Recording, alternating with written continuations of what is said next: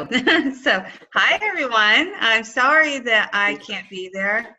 My son is sick today, so thankfully technology allows me to kind of zoom in for this meeting instead of being there.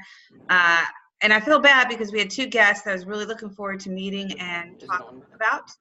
So I probably will have the team take over a lot of the agenda, but I'll chime in. The first thing I wanted to talk about is the COLA staff changes. And as you have seen, we're welcoming back Kristen Gross to the team. She was on maternity leave for a year, so we're very happy to have her back and bring back a missing piece of the puzzle that we've had as far as curriculum and just her expertise in COLA. And we're saying goodbye, but not forever goodbye to Michelle Schmidt. She was our acting program secretary while part of the time while Kristen's on maternity leave. And she's moved on to being Michelle's secretary, and you'll be seeing her if you need anything for 48 carats. So those are the newest staff changes as far as faces. Nyla will be, was temporarily moved to program assistant while Kristen's on maternity leave. She's returning to the program secretary. So hopefully we're settled for a little bit. I appreciate everybody hanging in there with us this year as we had different changes going on, and we're looking forward to a great summer. We have a lot of good projects in place that's going to make your next year really phenomenal. So I'm going to turn over to the help desk.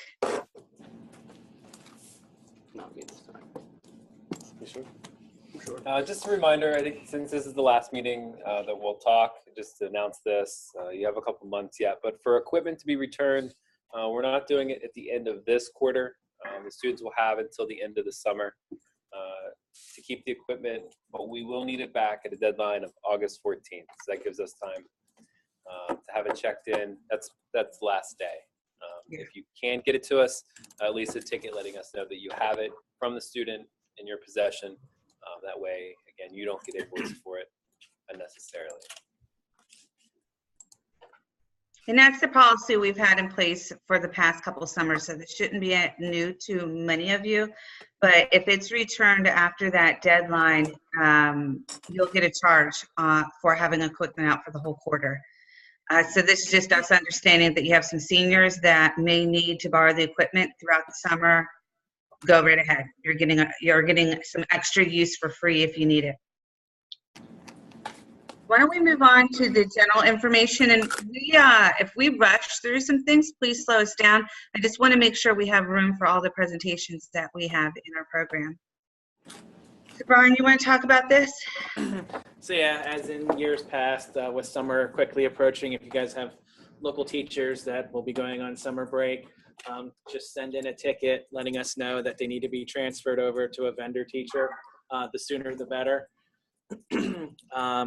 Again, if you haven't sent me your school calendar for 18-19 school year, please do so we can get that loaded in for next school year. Again, with the data cleanup, your graduating seniors, don't forget to, archive them, close out your courses at the end of the school year. Again, this is just makes your life easier. So next school year, you don't go in and you still have courses from this school year clogging up active students. And then summer school billing begins June 1st. And that's also the first date you can enroll students for summer schools. Does anybody have any questions about that?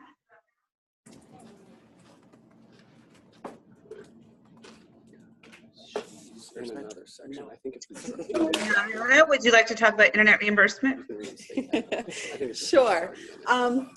Internet reimbursement is changing just a little bit. The forms have been updated for next school year, and as you see, they are all attached here.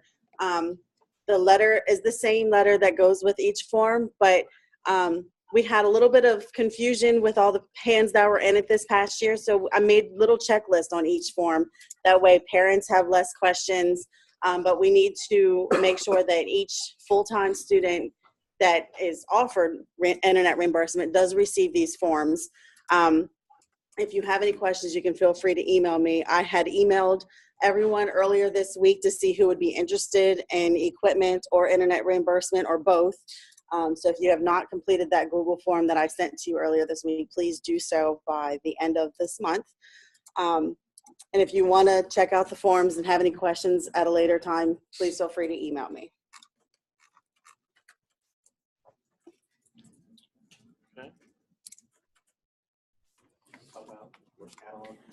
Sure.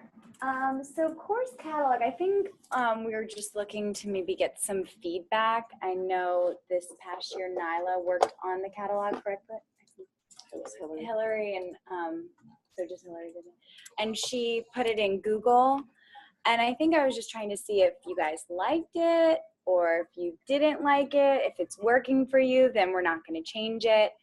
I think we're going to try to get it out to you by June 30th. I know the sooner the better.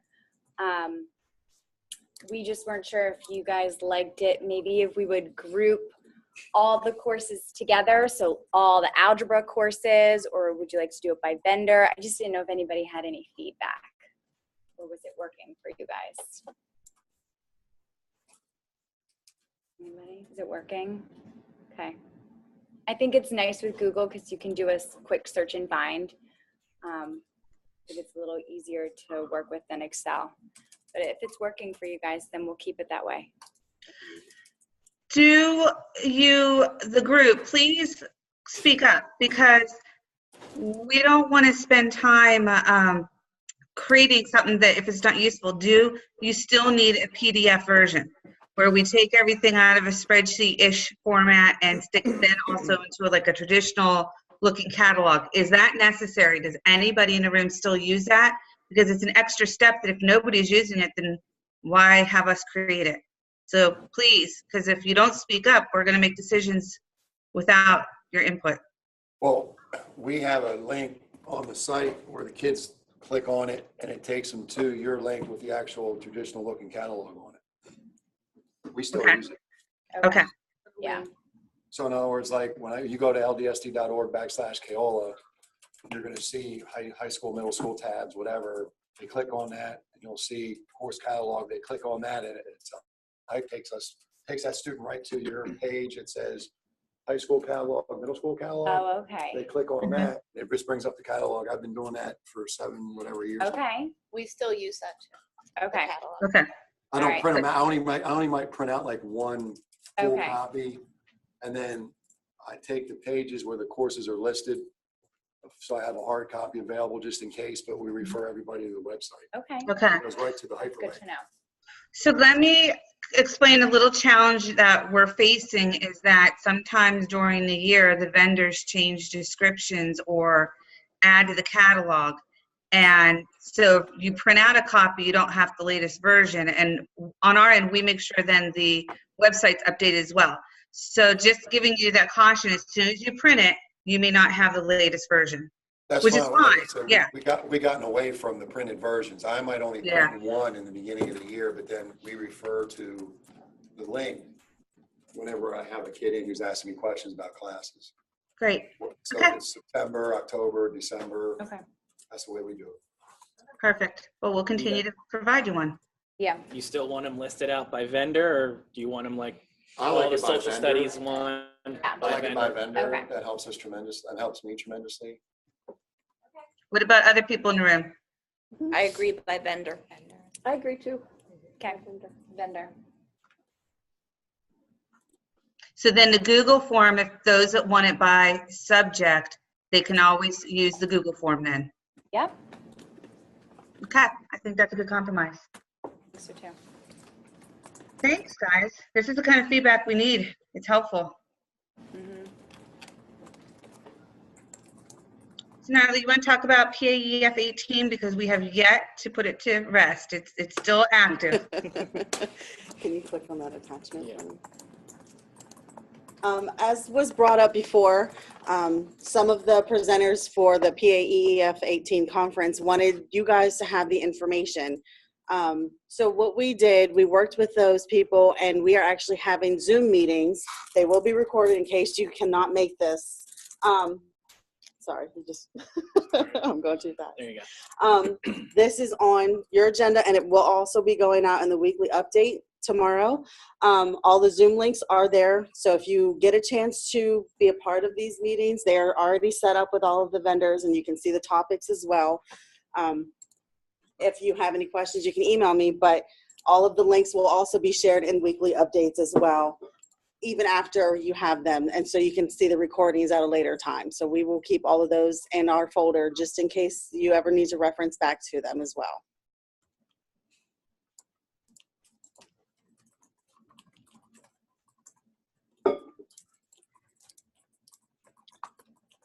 I can't, okay, I was gonna say, I can't see the agenda. I didn't know it's next. So, yeah, we reached out to all the presenters, breakout sessions, model schools, and heard back from a lot, and then picked, because there's only so many Zooms we can do a summer, and just picked the ones of the people that definitely said so.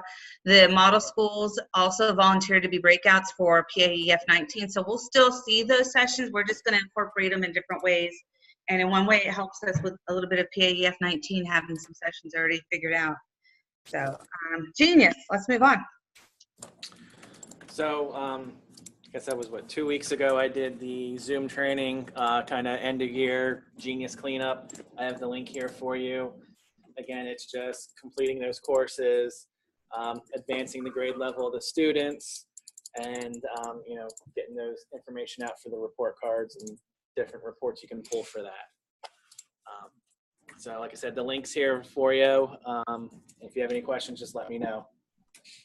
And we do have a couple enhancements in the works in Genius. They're taking a long time, not because Genius isn't working hard. They're just intensive changes. And one of them will be the ability to send attachments in email or in messages within Genius. And we're still working on that color-coded progress report. It's almost ready to send out. And once we do, I think you're really going to like it. So we'll make sure there's some kind of like a tip sheet around it, just so you know what you're looking at.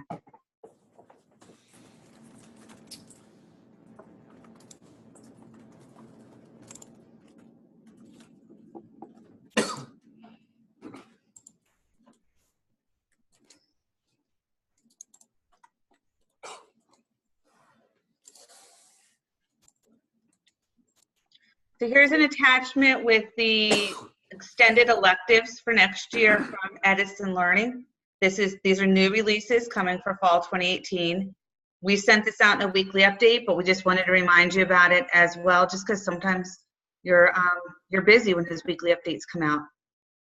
And we'll make sure we have course descriptions, and these will be in the catalog, as well as what kind of requirements for these courses, if there's special programs, what's entailed. We'll have all that worked out and will be listed in the course catalog. Format's legacy or more traditional course plan? What's the format? These are e-dynamic courses, so they'll be in the mastery-based format, I believe. The legacy. Oh, legacy? Okay. There's your answer.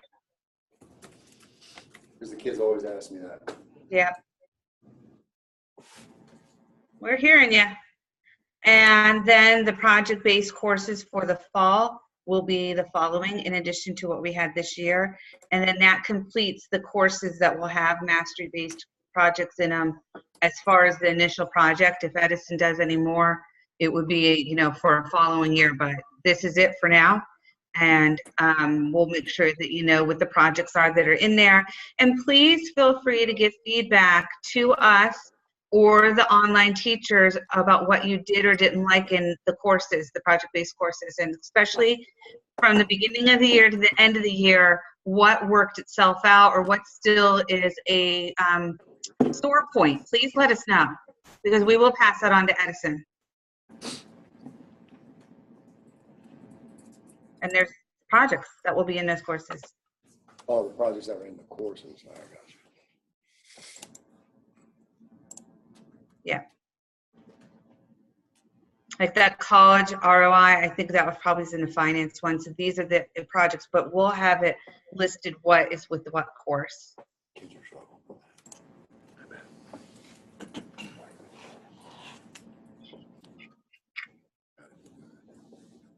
Any questions?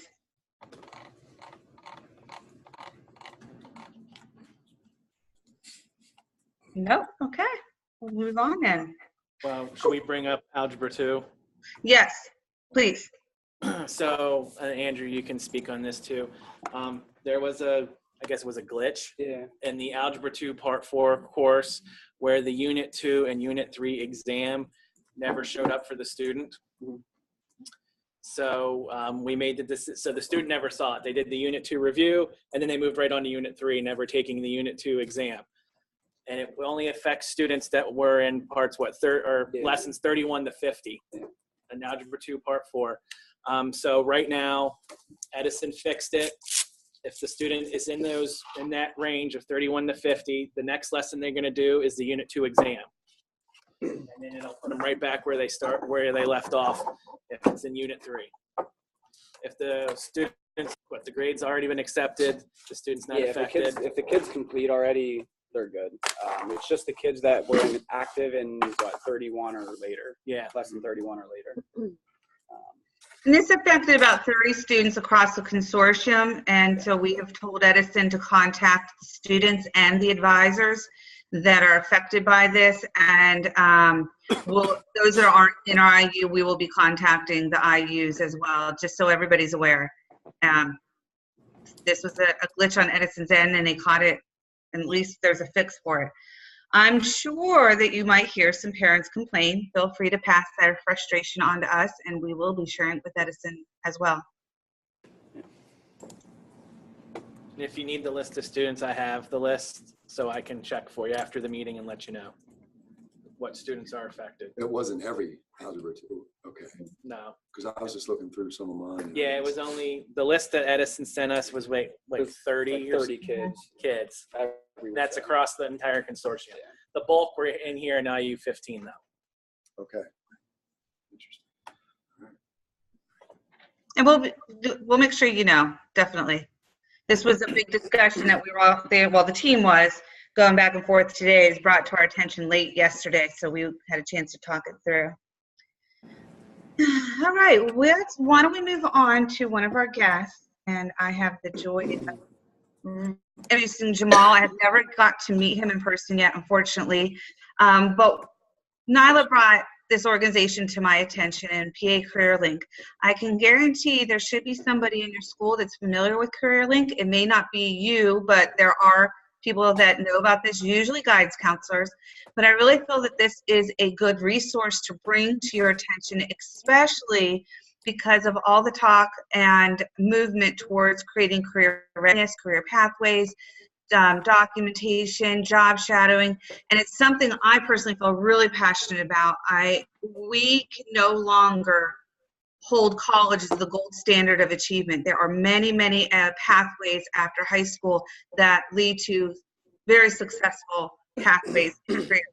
And so I know that's the talk at the high levels with the curriculum directors, and many of you are already working on some plans of how you're introducing career pathways. So I thought Jamal would be another resource for you to talk to as you're figuring out what changes or redesigning your high school to address these new requirements from the state, or really the documentation that you're doing this by the state. So Jamal Jones is an experienced human service provider assisting people of all ages. He is currently the director of an employment and training program for young adults at the PA CareerLink. Jamal has helped individuals to acquire education, employment, and other life-sustaining and supportive services for over 15 years. Specializing in multicultural and diverse constituencies, Jamal seeks opportunities to affect positive change in the community with a focus on enriching and enhancing the lives of others through education and meaningful employment. Jamal is a member of the National Association of Workforce Development Professionals and became a certified workforce development professional in 2014. An active volunteer, Jamal serves as a board member of the Capital Region Partnership for Career Development and of the School of Business and Industry Honors Prep Program at Harrisburg High School. Jamal resides in Harrisburg with his wife and 2 children. Jamal, I want to hand it over to you, and I look forward to hearing what you have to talk to us about. Thank you. Appreciate the opportunity to be here. I was going to try and share my screen. Since I can't share my screen while the other participant is sharing. Aaron, now try. There you go. Okay. He's good. All right, great. But again, thank you all for allowing me to be here today. I'm passionate about career development and just opportunities to help students develop a pathway and just really develop some interest in different opportunities that become available to them after high school. So thank you, Nyla, actually for reaching out to me. Nyla was actually my first hire when I became manager of this program. So she really kind of helped us in the early stages of kind of designing what our vision was going to be for this program.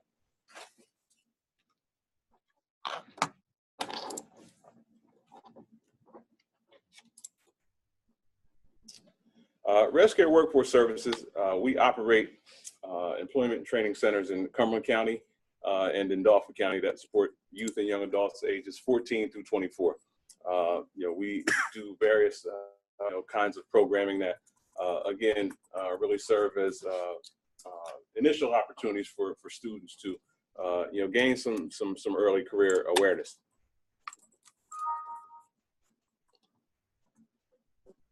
Some services we offer, are listed there. I won't read them all to you, but I think again, just having some early opportunities to connect to employers, either through school or sometimes if it's if students aren't afforded those opportunities, we are a resource which is available to you all and to students to assist with that. ResCare operates in a partnership, overseen by SCPA Works, or the South Central Workforce Development Board.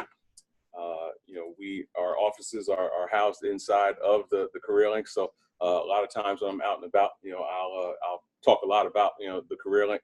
ResCare actually just happens to be the name that's on my paycheck, but PA Career Link is the larger entity that I'm representing today.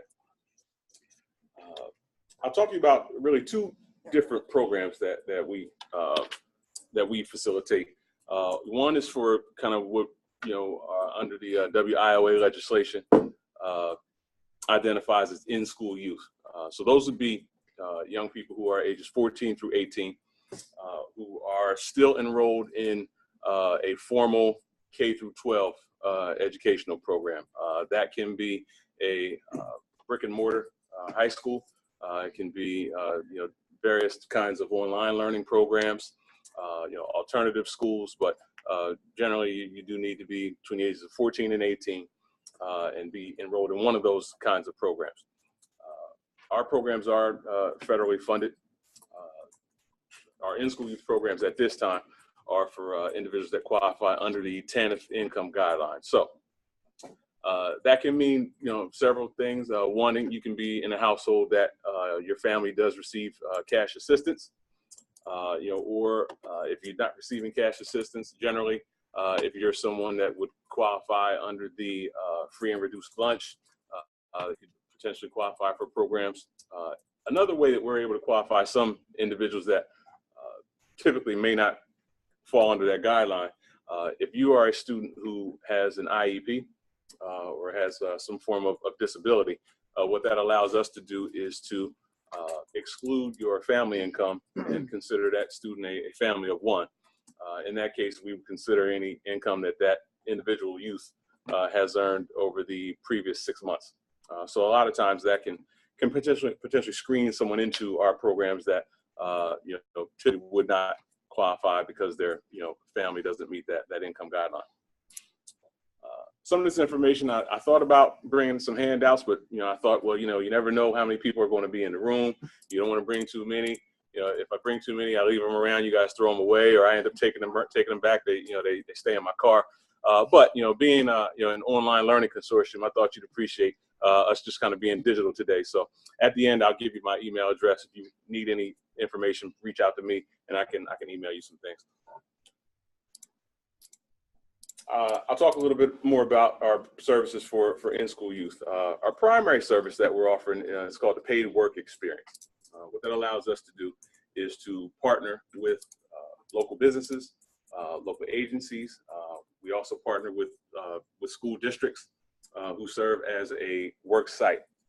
So it's, very similar to an internship, but is, we don't necessarily refer to it as formal employment because it's more of a opportunity for a young person to gain some early work experience. But they are actually paid by ResCare. So we do hire them as a temporary employee of our organization.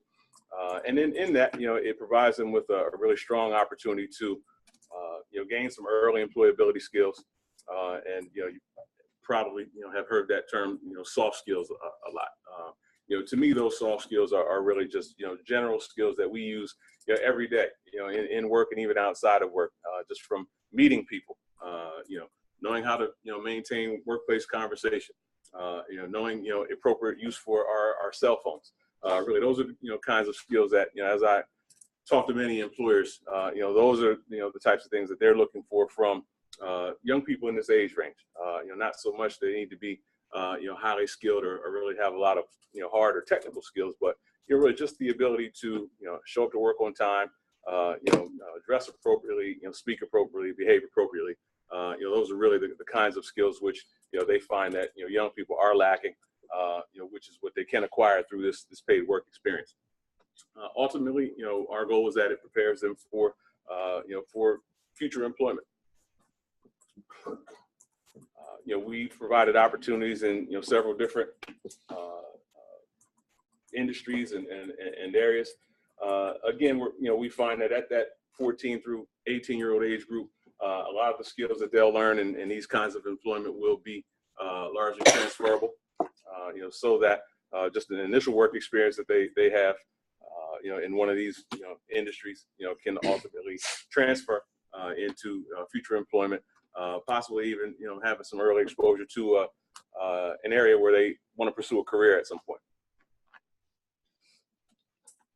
I'll share one, just kind of a quick example of how that work experience, has worked well for us in the past. We had a young man in Franklin County. He started off with us in the summertime about 2 years ago, and he did a work experience at the local YMCA. So they have a summer camp. So he worked with, helped out doing some different things in the facility, helped them into one of their summer camp programs for younger children. And that was his first job ever. He was maybe 14 or 15 years old at the time. He enjoyed it, enjoyed the opportunity to earn some money over the summer. I believe he's being raised by a grandmother. So, they didn't have a lot, didn't have a lot of money in the home. So, him having that ability to earn over the summertime was very important to that household. Did a really good job, as I said, in his initial work experience. The following summer, he returned to us.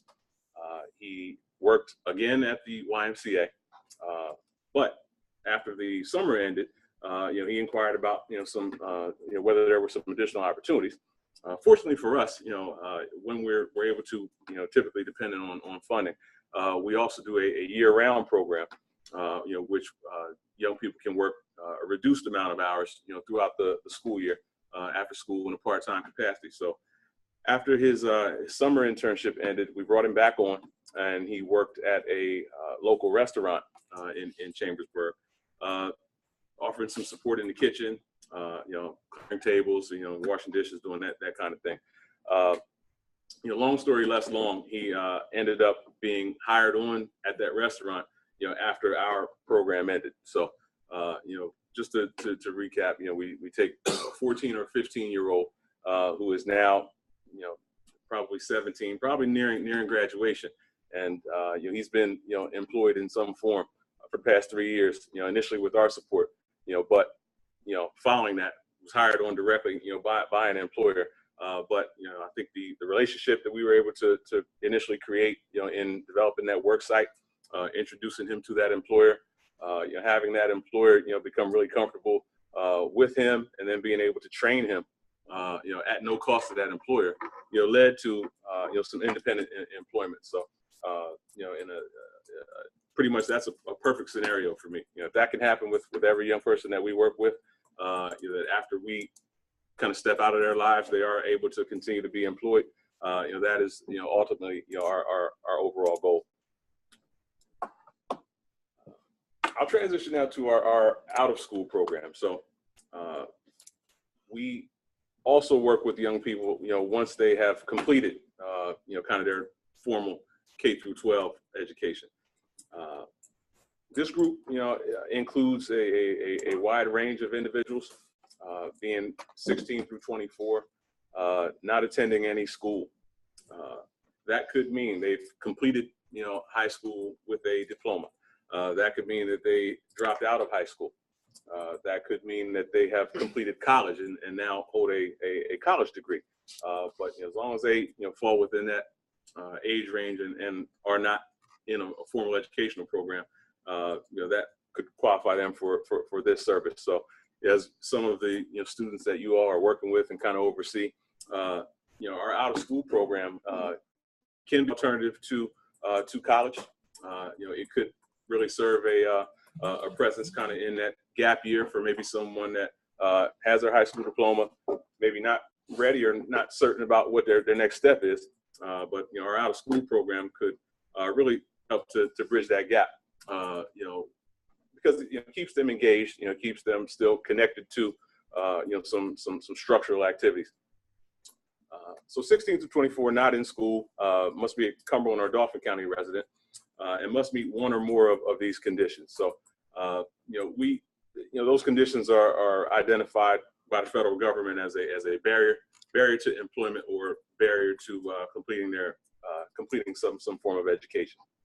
So those are the initial criteria for our out of school program. But we really see the out of school program again just as an opportunity to provide some initial some additional assistance to a young adult, because at this time this person is now not necessarily a child, but not probably not a member of our workforce at this time. So our young adult program really is an opportunity to help people who are maybe kind of in that middle of the road group, able to help them move forward. We do have two tools that we use that are exclusive to ResCare. Resume Pro is a tool which is connected to Career Builder.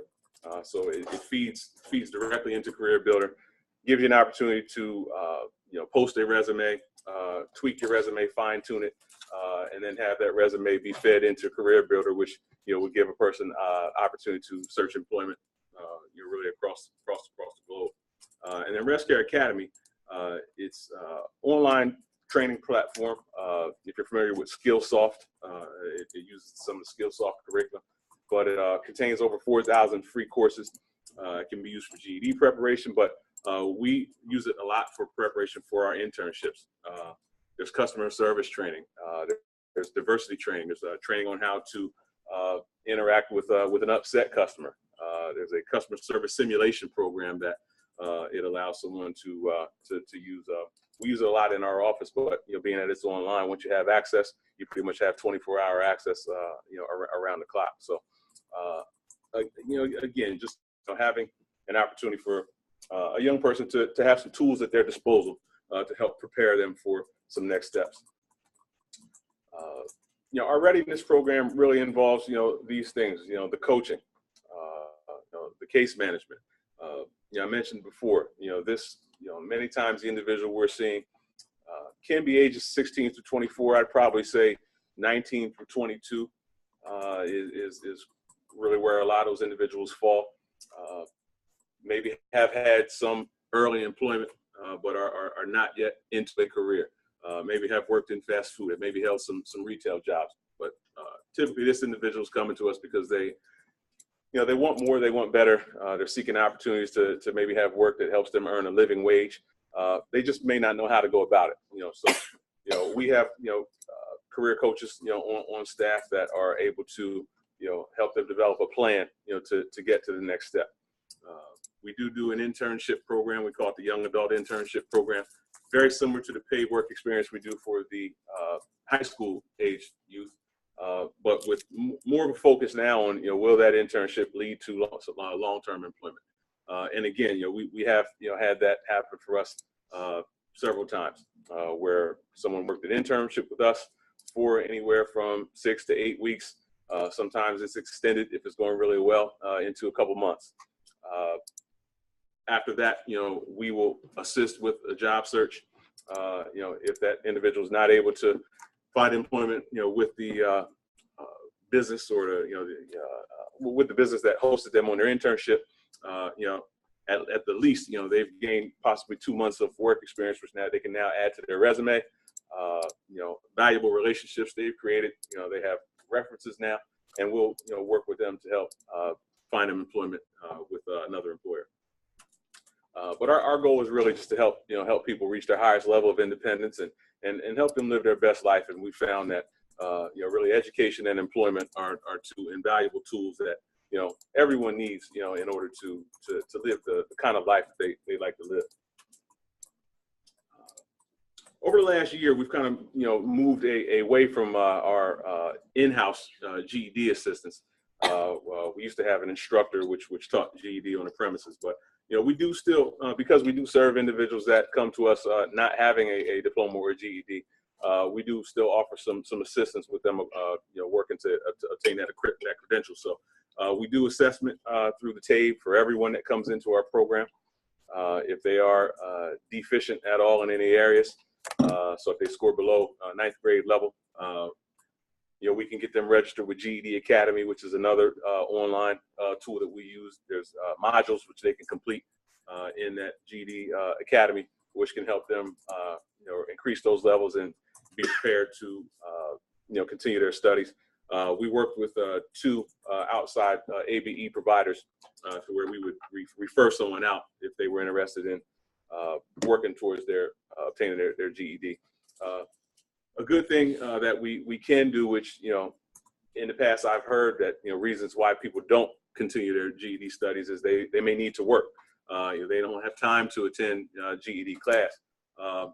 We try to eliminate some of those barriers in that if you are working towards your GED, you can participate in our internship program at the same time. So you can work. We'll be flexible with your schedule and trying to find you a placement that works for you. So if you wanted to take a GED class during the day, you could maybe do an internship in the evening. We provide transportation assistance and also some financial aid assistance for the testing to actually to take the GED test.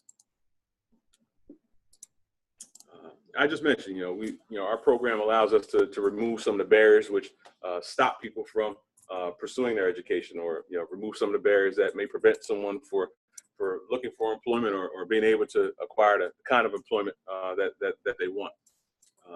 And we definitely try to celebrate successes, whether it's just to tell someone good job. That may be something that they haven't heard in quite some time. And then also we have different incentives that are built into our program. So we reward certain milestones with things like gift cards or other supportive services that might be needed at that time. Benefits of our programs, I mentioned before, just the initial career exploration. We recognize that at the age range that we're working with, these young people are very early into their association with work, so they probably haven't had some of the same experiences that we've had in this room. Just to have different jobs and to know that, well, I really like to work with people, but I don't like to work outside when it's hot, or just it takes experience to really know those things. So being at a younger age, you haven't had that experience to know what works best for you. Access to labor market information. Working in the Career Link, we're connected to thousands of employers. We have access to know what areas, what industries where jobs are growing versus what industries we're seeing less job growth. So we can help a young person really make an informed decision about how they want to pursue different kinds of employment, or which kinds of jobs they want to pursue. If they want to live in this area, or maybe if they want to move, we can help them create a pathway and create a job profile which will help them in the best way we can. Exposure to employers. We do large job fairs, at least 2 a year. Just in Harrisburg back at the start of April. We held a job fair. There were close to 65 employers and over 400 people, came throughout the day. So, just having that opportunity to walk up to a table, meet a hiring manager, introduce yourself, have a chance to maybe apply on site for a job, as opposed to maybe applying online or handing in a paper application. Having that exposure to those employers, we found is very important. And then, as I mentioned before, just the guidance and support. A lot of times, young people don't know what they don't know. So having professionals available to share information, offer that pat on the back when they're doing well, it has been helpful, we found. A couple testimonials here. I'll just read one of them. It's from a young man named Raymond, who was in our program a couple summers ago. He said, "I really enjoyed my summer work experience here at the Harrisburg Regional Chamber in Creedick. I have a desire to start my own landscaping business, and before my internship, I did not understand the variety of aspects that play into owning a business. Over the past 5 weeks, I learned and gained so much knowledge about business that I never knew before. I'm glad I was given the opportunity to spend part of my summer working for the Chamber in Creedick, and I'm thankful for the experience." So, this is just one young person that shared that sentiment, but we've I think we've heard it a lot. We've heard really good feedback from schools, from businesses, in that the CareerLinks work has been helpful in not only educating these young people about career readiness, but also helping to fill the need of employers. At CareerLink, we really think we have a multiple customer system where people come into the CareerLink seeking help, their customers, but ultimately employers are our customer as well. Schools are our customer as well.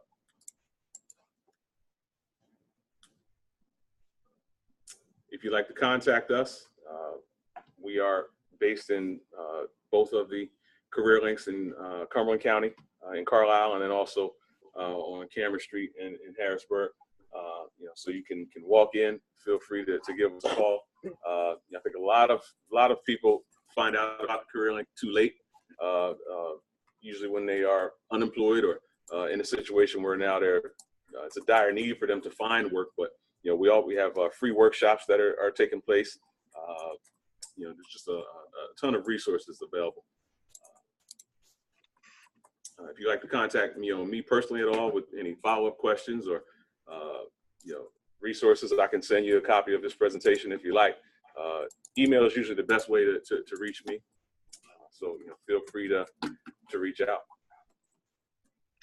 So Jamal, thank you. I have a couple questions for you. Is there a similar service for residents in?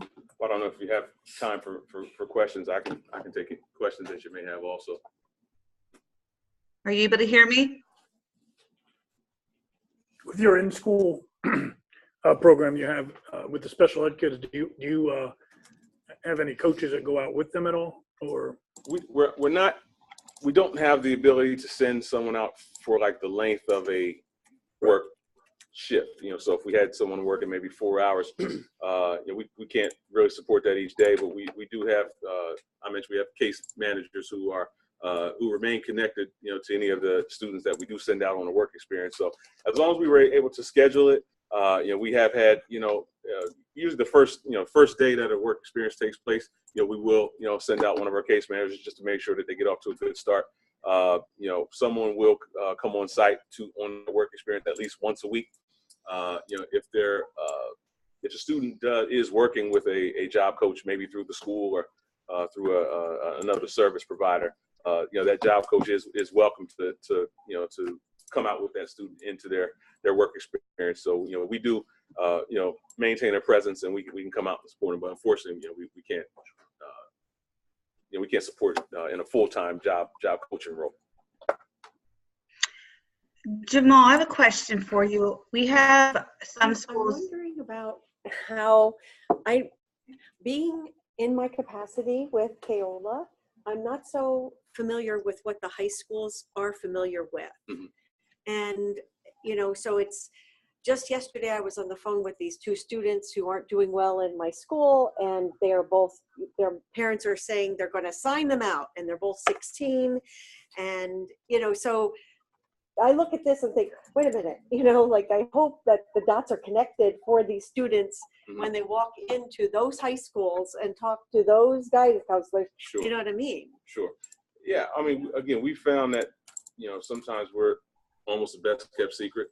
I get sometimes that the relationship with the high schools, especially in terms of our out of school program, it can be delicate because I don't want to present our out of school program as an alternative to finishing high school for a 16-year-old student that potentially can finish high school. So if they're just having a bad day and, I don't want mom to keep waking me up in the morning to go out to school, so I want to drop out. That's not a youth that we're really looking to serve. At that age, sometime if there are circumstances where, a 16 or 17-year-old cannot return to high school, we can be an alternative for that young person. But really, personally at that age, I myself personally, I would encourage, 16-year-old, if you can complete formal education, do that, available to help you after you graduate. But I understand that there are some cases where, maybe just that environment, is no longer the best environment. So we've served, 16-year-olds in the past, but a lot of times with schools, we're working with them first, kind of through our program for the in-school youth, the 14 through 18-year-old group. But we do, I do want to make sure that we are available for referral for maybe a student who's in a challenging situation and maybe just needs to pursue another opportunity so that they can complete their schoolwork. So do you reach out to the schools to advertise what you do? We do. We advertise mainly for our in-school program and kind of through that relationship. If they're if we can serve the out-of-school group at some point, we're looking to do more of that as well. We go out to several schools that have career fairs. We will go as a vendor so that we can try to connect with juniors and maybe seniors who are close to graduation, but as I mentioned, maybe uncertain of what their future looks like after they receive their diploma. We definitely can be a resource for that person. And individuals as well. Sure. If I would refer a student to you, like that. We take walk-ins. You can be self-referred. You do not have to be referred, from a school or from an agency. Obviously, that's where the young, a lot of young people are in the schools. So we do work with schools and referrals from schools. But just an individual that realizes that they need assistance, can call us up. Wow, I could give you a lot of things. Please do. I'm thinking of a number of students I called yesterday who, and it's a hard time of year when I tell them you have 3 weeks left. Right. Yeah. So thank you. Sure. So Jamal, thank you so much. I have a question. What about for schools that are in, we have some Perry County schools in our consortium as well as 1 or 2 in York County. Is there a similar organization for those schools to work with? Yes. Now, there is not our program, CPA Works covers the 8 county region. Okay. There are 6 career links in those 8 counties. So Perry and Juniata do not have career links, but they do have some access. They have access points there, I believe, at the IU and then also at the Literacy Council. But there are, if they reached out to the career link in any one of those 8 counties, they could be connected to a service provider. Great. We're not the provider in all of the counties, but there are other youth and young adult providers in those counties. Good. I have lots of ideas, so I'm going to give you a call and we can talk because I just have the services that your program provides can definitely benefit our online learners, or really any learner. I shouldn't just say online learners, but I just have some ideas of what we could do working together. So I'll give you a call. And I so much appreciate you coming to our network. I'm sorry I'm not here to see you in person, but I really want all of us to start thinking about how are we helping these students be prepared after they're done with their online courses or they graduate.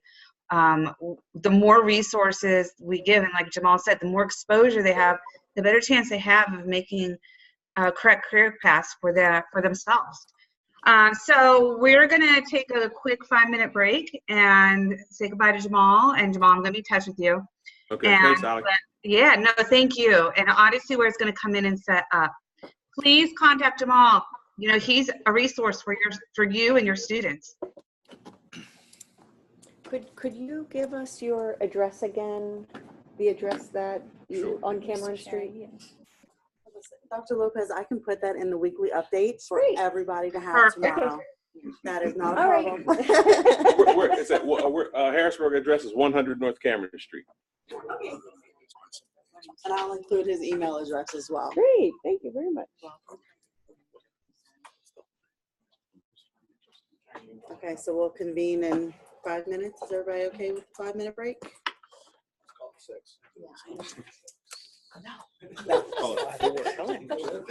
So 4 minutes. 30 seconds. Good. 25. How much did you spend this?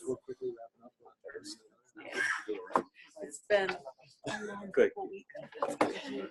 So we're doing Keystone test now. Doing Keystone. Thanks for the invitation. Doing that. Yeah, I got plenty of fun. I need to have the rest of the day. Good. That's an older picture. He's just went to Middletown Andy girls Miller, softball. And they came to probably one of Campbell our and played. biggest And biggest supporters. Work a so lot with Andy we Miller. were visiting and saw And some is of that the at girls, East? and they were He is at excited CD. to see Ridge and Andrew- hang Andrew out Miller. for a little bit. So Works with the yeah, transition. it was a good day. See, I have a lot of Big guy now. from East. Okay. And he was running Works some with around. East. Heather Barra. We had a good time. So Yes. Heather. yeah, but How's everything going there? How are your kiddos? I'm so glad. I'm so glad they know about you. Because it's such a big district. Mhm. The kids are like my only. the girls are good. And sometimes the counselors aren't accessible. Yeah, yeah. I think also sometimes which is why I enjoy coming to talk to different groups, because I think certain people will know about us if they're working with a particular type of student. So a lot of times when we're working with with the students that are in transition or life skills, job classes. I'm very happy. Because there's that idea that they're not going to college. So they'll seek us because we need to Middle of February. but I think really any He'll be student back early July. kind of exposure, if they're going to college or if they're going to technical school, I if they're going really directly honestly into couldn't imagine trying to teach and be a single parent and like just check all of the boxes. I don't think I could have done it. So yeah, I think definitely They don't know about you guys. like I don't need to show it's you. not like when I bust my butt from 7 o'clock in the morning every day. Then I get a lot of people you like. Yes, exactly. Which I think with teaching, I would have been stressed out. I would have been miserable. Kids would have hated my guts. I would have.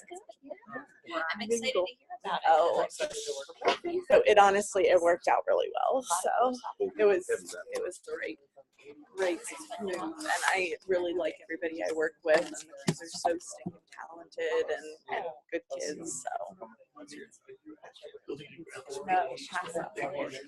Thanks to blueberries. Oh, good. They're not sour. They're like. Well, I look at maybe that was what you were. I went up there looking. There's hardly any left. Yeah, so yeah. Andrew took them all. So yeah, and I mean, it's like literally like. I didn't even eat watermelon. I just threw all the blueberries on my plate. I just go from my house to like but still, it's like not bad at all. Hey Brian, hey, how are you doing? Good. So that's You look different than on the so screen. there are some days where I'm like, You I look can't larger. I imagine. don't know why. Yes, if I could be absolutely, be on, like, in that sense. There you go. Definitely. How'd that go? Gonna run to the bathroom. No. Your fault. Good. Yeah, yeah, that makes sense. I don't know. I don't. I feel like I didn't see them much. Oh, no, we only began our meeting. Oh, okay. Yep, it's Yeah, you don't see them much though. It's a monthly, yeah, it's really fun. It's a monthly meeting with the Paola Network partners. I'm Kristen. Nice to see you. Stephanie. It's funny, Nice the to one meet thing you. always think you suck. Welcome. Hopefully your limits are weather here. Oh, Did you see the weather for like the whole, oh my gosh, and we had a bad storm the other day. Yeah. Oh, We're supposed to get like 4 inches of rain tomorrow. I know it has. I guess we need it though. Like a month ago. Oh my gosh. And I was We'll get everyone. Yeah, here. Not the PAU, the PAU. Yeah, the PAU. Yeah. So we ended up. Oh my god, yeah, we had to fly out of the I'm like, one is because she, I guess the race is. yeah, she was going in today to actually sign in on the school. Because Yeah. Right there. Just waiting for Dave to get me mine, and then we'll be good. Yeah. Yeah, flat 3 days. Get out. Yeah. I'm telling you, Flat 3 division 4. What is championship? The right. Champion's like right below Grand Champ, which is your Grand Champ, your practice. So it's the best you can be without being a pro. What did Matt build his? Milk matter, but there's no way he beats you. Yeah, I think you're your best chance. Well, you're his boss. Tell him he's out of a job unless you get Rocket League on Xbox. so, all we do is we refer kids back to their counselor. I would on Xbox. And my parents Thank you. Yeah. Always every I don't know what else to do.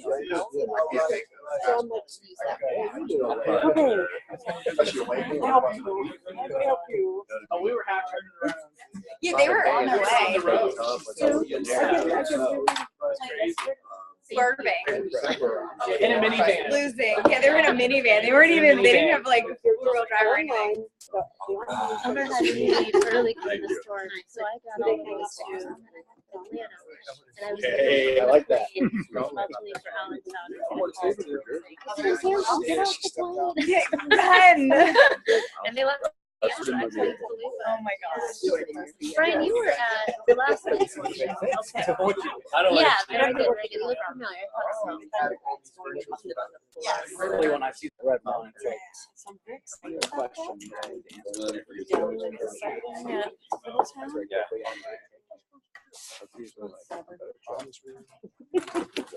Because of all the other responsibilities. No, I could only take one course. Once they see it and then right, they'll be like. Help you? And then you get the one. There you go.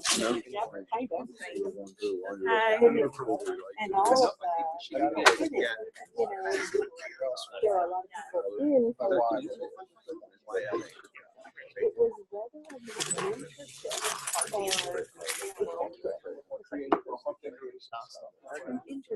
That's really pretty. Yeah, switch the camera. That'll be fine. I went in from the water. with they come in and be negative. Remember last year? You wrote out, yeah. I'll have to be able, I'm gonna be able to show me the toggle between presentation and actual live URL. You have what, the HDMI? She has HDMI. You know what I mean? So I was getting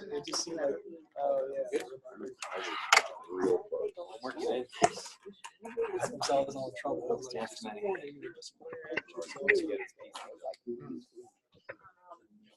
He I was didn't talking answer. to Scott someone helped the other day, and months she ago. was telling me, I guess, you all had like a What game But did it's like, teaching well. I don't spend all that money. And I guess Rebecca, yeah, she came in, like, whatever. remember, And my my favorite favorite was teacher was something about, oh, I did your class. So yeah, this is what you're Whatever happened, like, Okay. a statement. I love the business. So they can go to like teachers for their feedback.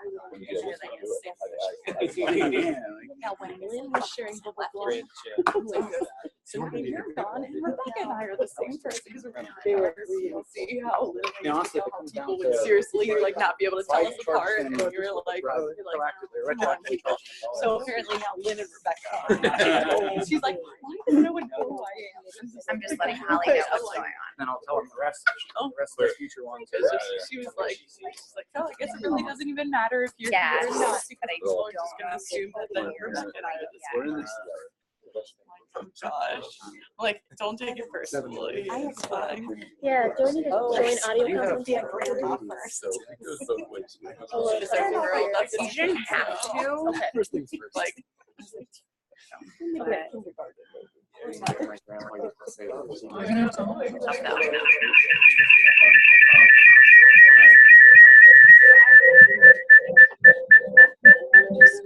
Your microphone. Just mute yours. Huh, it's muted. It's not me.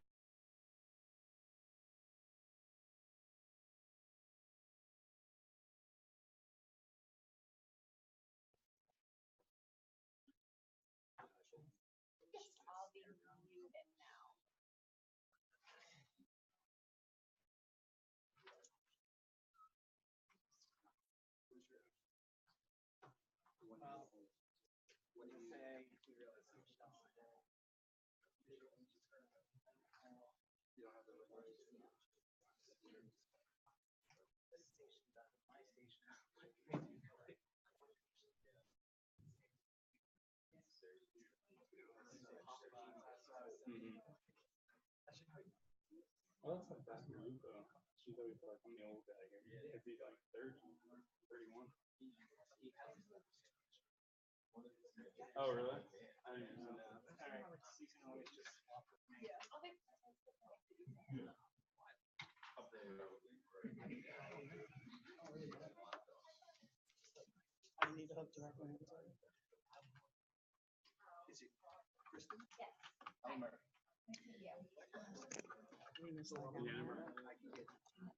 She has HDMI, but 8 over there doesn't have an HDMI. Here, I can slide over.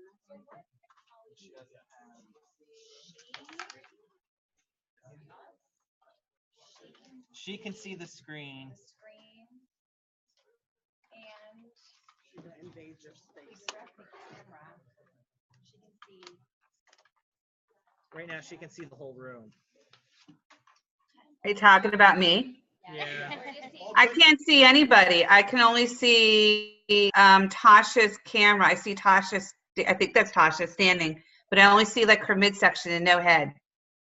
But that's okay. Hey, I know you're here. It's all right. It's all good. I'm ready to start when you guys are. All right. I'll give a nice introduction. Just give me the thumbs up or tell me go. You ready? Okay. So first of all, I would like to thank Odyssey Wear for providing the snacks that you guys are enjoying today. I kind of joked, and the office was like, and so it begins with asking for, hey, can you do this for us? Can you do that? But I'm really, really pleased that Elmer, with that, he's like, sure, no problem. And what we want to do is really kick off our partnership. This is a result of a year-long curriculum review. Some of you were involved with it. Some of you in the room were involved with it. And we've been talking about it all year, and we've updated everybody on the stages as we went through them. And as the result of the curriculum review, we found that Odyssey Wear can bring some things to our consortium that we don't already have. And they also bring some courses that we do have, but you might like a little bit better or to check it out. So I am going to hand it over to the Odyssey Wear team. They're super excited to be here. I've already told them that some people in the room are interested in the career courses, and that please show us everything you have, because we want to make sure we're good with the product and ready for the fall and have everything ready for enrollment for students to begin. So I'm going to hand it over to you guys.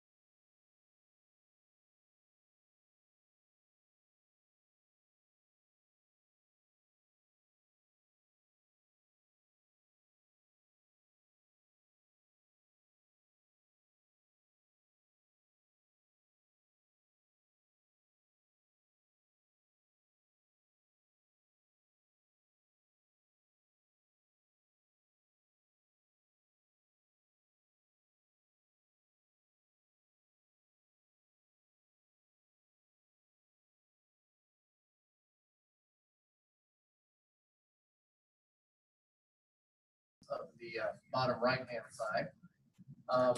But I thought I would just kind of elaborate on what Elmer had mentioned in terms of the team. So between Elmer, Tasha, and Stephanie, there's 15 years of OdysseyWare experience. Alan, he's been a partner of ours for over 10 years. And little old me, as the Senior VP of Sales, I've been blessed to be with OdysseyWare for 17. So the reason I give you those stats is OdysseyWare and Academic Services has over a 95% retention rate within Pennsylvania. And we feel it's because the people you deal with today, they're not brand new. You would have been working with them for some time. So I hope what you hear today, it exudes the partnership mentality that we have with you as a potential partner of ours. So Tasha, you ready? Yes, You had yes. 2 people helping. I know. Wonderful. Can Holly hear now? Yes, I can hear you. Hi, Holly. You've got Do you want me a to say all of that again? you've got a great team here, Holly. I know. It's the IU. It's an awesome place to work. We only hire the best. All right, so lost my mouse and my clicker, but we will get going. Oh, look at that. So okay. There's also a signing sheet going around. That's great. So it's a way for us to communicate with you additionally. All right, so while I was working on that, thank you, Elmer. My name's Tasha Vogel. As Barry's talked about kind of the time that we've had with OdysseyWare here. I started about 11 years. I am actually a guidance counselor by trade. I had every intention of being an elementary guidance school counselor in a brick and mortar where I live and probably here as well. Whoever gets that guidance counselor position is usually there until they retire.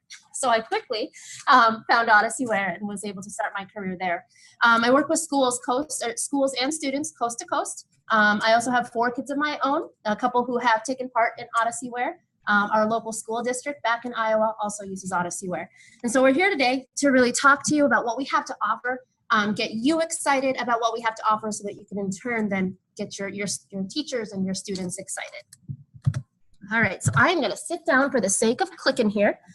What we're gonna go over is the OdysseyWare difference. All of you most likely have some curriculum that you're using or a partner that you're using. We really wanna take this time to show you why we're unique, why we have partners that have used us well over 10 years in Pennsylvania, and why we have that 95% retention rate. We love the fact that when schools come to us, and Alan, you can speak to this, they have a solution. They have a long-term solution. They don't have to be looking for a new vendor or partner year after year. And so we're excited to share that with you. We're also going to talk about the student, because it is really all about the student, that student experience and the support. We're going to talk a little bit about extended services. One of the things we've learned here in Pennsylvania is that not only do we want to meet the need of the general education student, but also students that may have an IEP, a 504, or possibly be at risk. It's critical to us that we have our teacher assurances in place.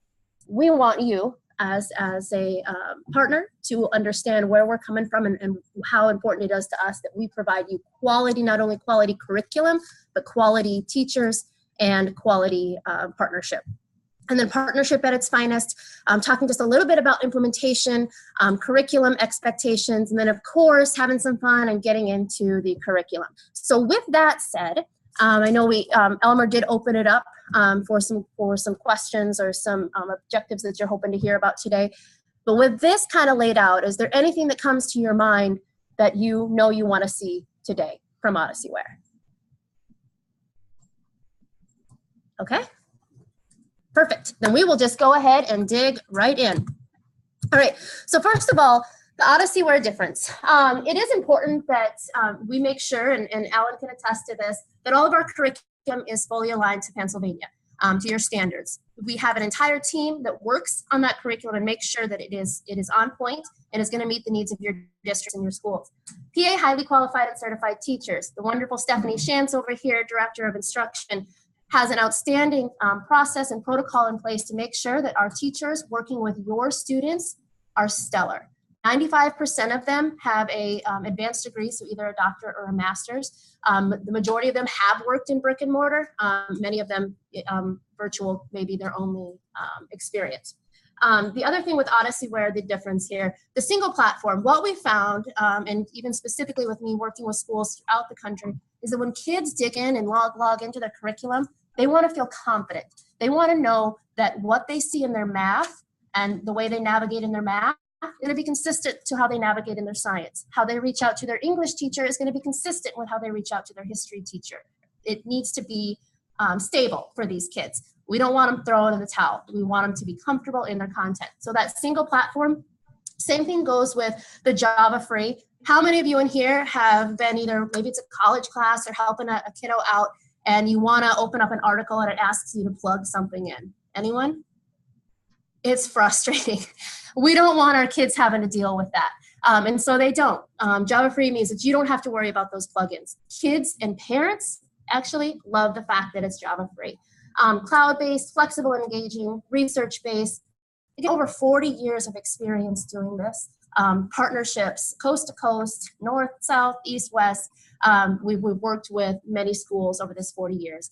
The academic services that we're focusing on today started about 10 years ago. Alan was actually one of our first partners, him and IU12 coming together to help support their schools in their district. And now that has expanded significantly, and I'll share that with you here shortly. So really what it comes down to, it's simple, it's intuitive, it's academically sound, and it produces results.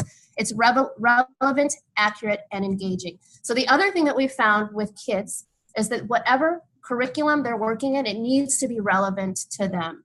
I can't tell you, I have a 6th grader, a 4th grader, a 1st grader, and a 3-year-old. Our school has done a great job of infusing technology, but we still have, a number of textbooks, and I'm sure you do too. My son tells me all the time, Mom, this isn't the way the trend is going. This isn't the way things are moving. Kids want to make sure that it's relevant to them. And so we're excited to be able to offer that. In addition to Allen, throughout Pennsylvania, these are just a few of our partners. Eric Wilson over there at Red Lion, Lisa Kornbauer at Central York, and many others. We like to look at each one of these partnerships as a unique partnership. The way things are run up at Williamsburg might not look exactly as it does at Littlestown, and that's okay. One of the things that we're here to share with you is that I know you're all going most likely back to different districts or working with different teachers or counselors, and your students aren't going to look exactly the same across the board. And that's okay. That's what our team is here for, to make sure that the program you want is unique to your students, and we just help kind of put those pieces in place to make sure that happens.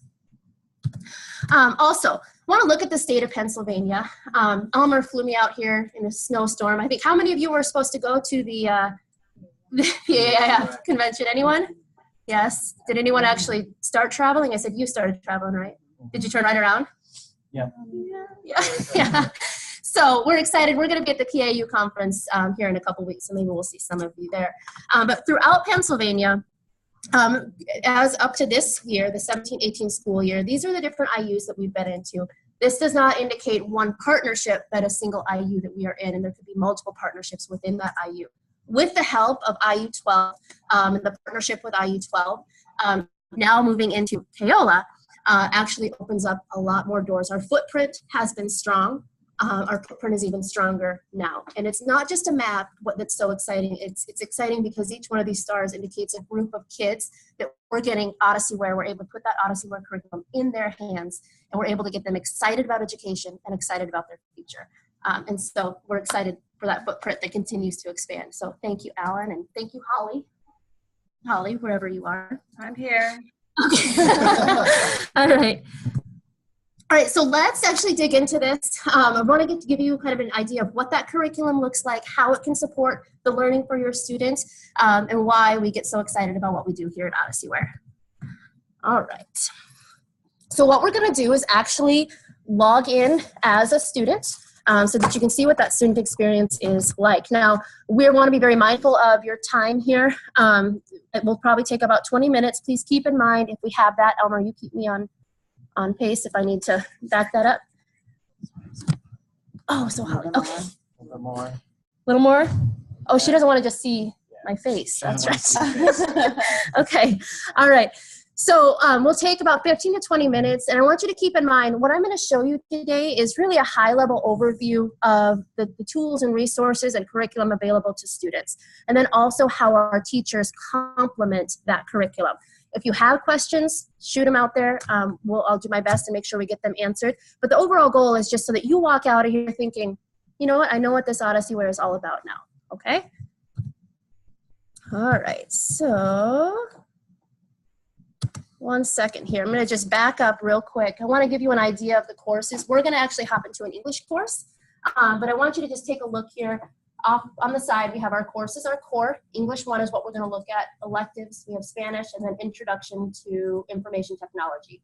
For every single course, core class that you're going to see in Odyssey Wear, you're actually going to have about 6 to 8 options or formats of that course. So if you look here, we have our comprehensive, foundations, general, and introduction, and then the CRX that what we consider credit recovery or prescriptive or diagnostic that complements that.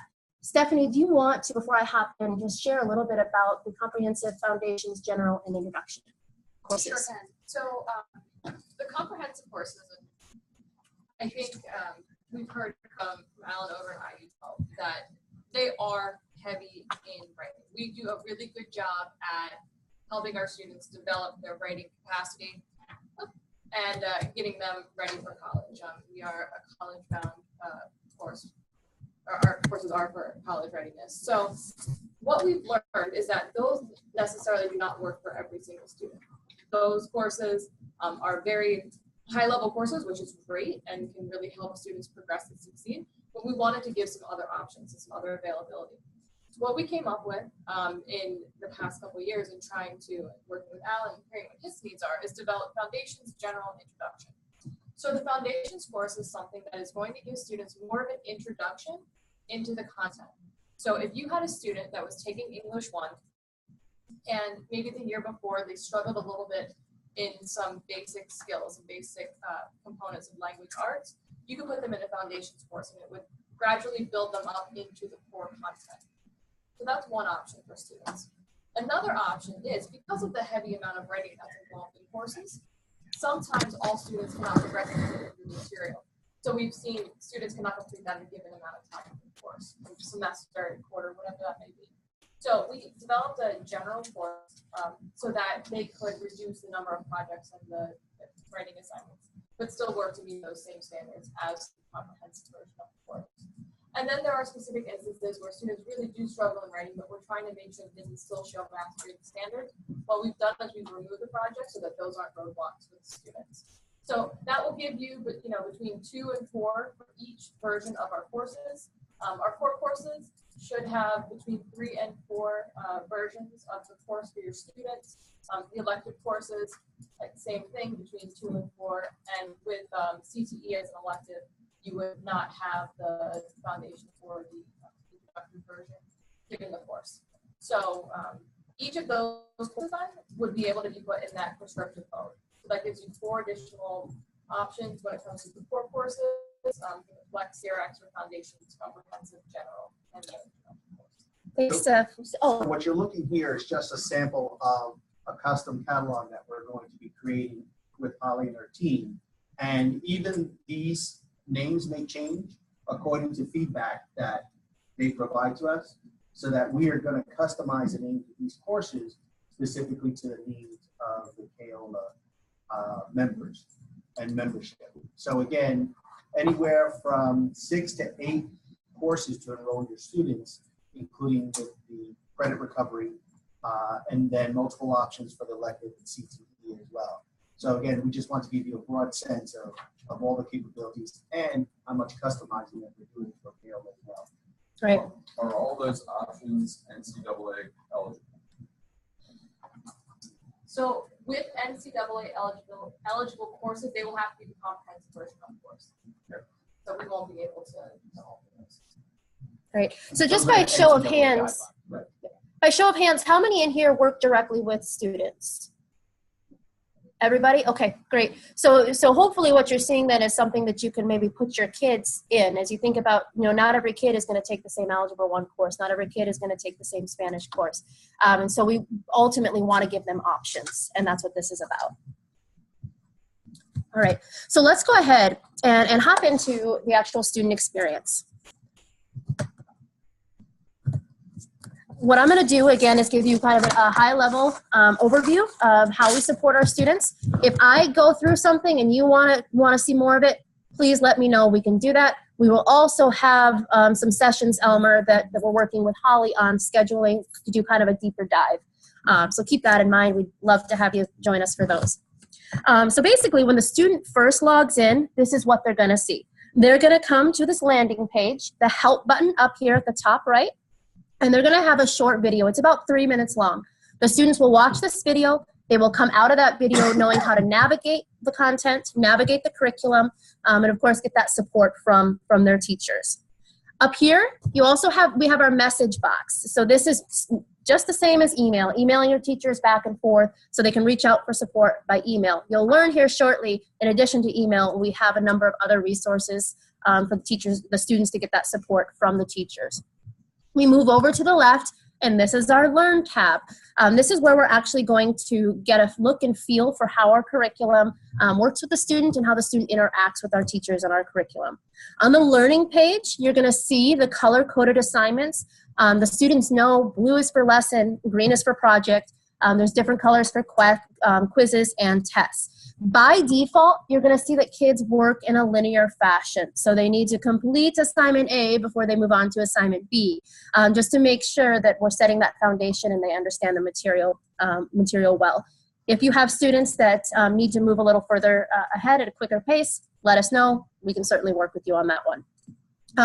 Also, many courses do come, as we talked about, in that credit recovery or that prescriptive mode. Students basically take a diagnostic assessment, and then based on their results, an individual path is created for those students. How many of you right now have students that are in some sort of a credit recovery or prescriptive type path? Okay, everyone. We're fine, and that's not uncommon. We see that throughout the country. Kids need this. It's great for those kids that just need to prove that they know it. They don't want to spend an entire day or an entire semester in that course. They know the material. Let's get in, learn what I need to learn, and let's get out.